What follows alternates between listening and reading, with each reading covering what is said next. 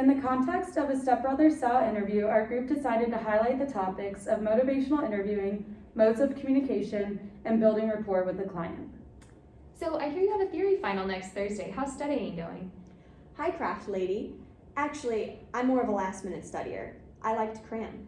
Actually, not a craft lady. I'm an occupational therapist. So, you'll help me find a job? No, not that either. Like a physical therapist? No, I'm an occupational therapist. So I evaluate your person and environment and occupation factors and then strategically intervene using occupations as means in order to promote and optimize your occupational performance and participation and well-being. Hey, I noticed you aren't doing a great job of building rapport with your client. Let's try this again. Maybe try and use words with your client that they would better understand instead of using OT jargon.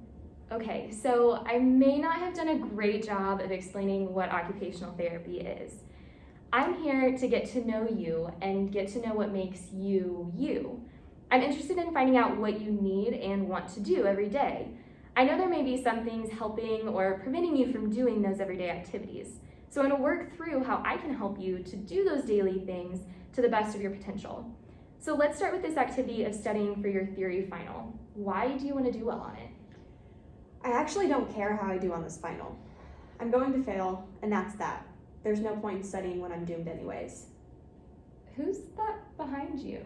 Hi, I think I can help with that. I'm motivation. In reality, part of you does care about your academic performance and would like to do well. That's the intrinsic part of me. You just aren't sure how to start. The client is in the pre-contemplative state of the trans-theoretical model. At this point, all you can do is support and educate your client until they reach a contemplative state. You're right. I know I might need to address my study habits, but it takes away from the time I can spend on other things that I really enjoy. I don't have time to play video games or hang out with my friends. I also get really frustrated when I study because I don't know what methods work for me, and it makes me feel dumb. Sure, I see that you have that desire in you to start studying. And you've worked so hard this semester to learn new information, and that'll prepare you for this final. I know you can finish out the semester strong. Let's start talking about what we can do to find a balance between your studying and also those things that you want to do in your free time. The therapist does a good job here of employing the encouraging mode to elicit intrinsic motivation and transition from contemplation to the preparation stage. I guess you're right. I'd like to start working on making a study plan. Of course she's right. See, I've been here the whole time. Great, so it sounds like a major reason you don't want to start studying is that you wouldn't have time to play video games or hang out with your friends. A couple options I've seen work for other people in the past are maybe setting apart one day to hang out with your friends and relax, while the other days you focus on studying.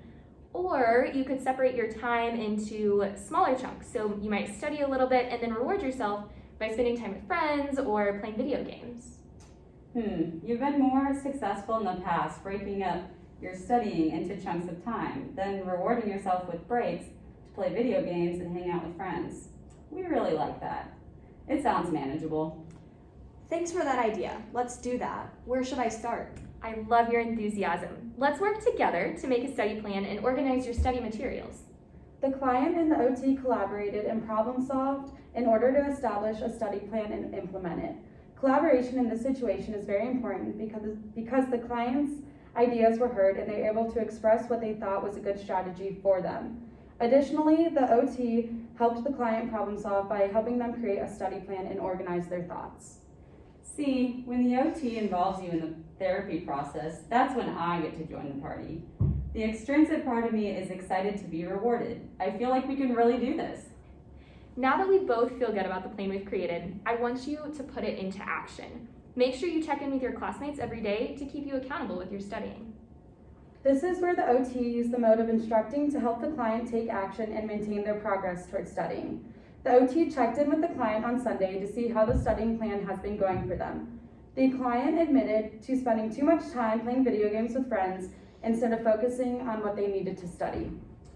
Even though we relapsed, we thought about how the OT reminded us of why you want to be here and the process of becoming an OT. The intrinsic part of me shined back through and we got back to the maintenance phase. The OT explained to the client that sometimes relapses happen due to many different reasons, but it's never too late to restart and re-implement a plan for success. Thank you so much for your help. I appreciate that you listened to me and created such a trusting environment. Of course, it's my job to help you feel comfortable and make progress towards your goals.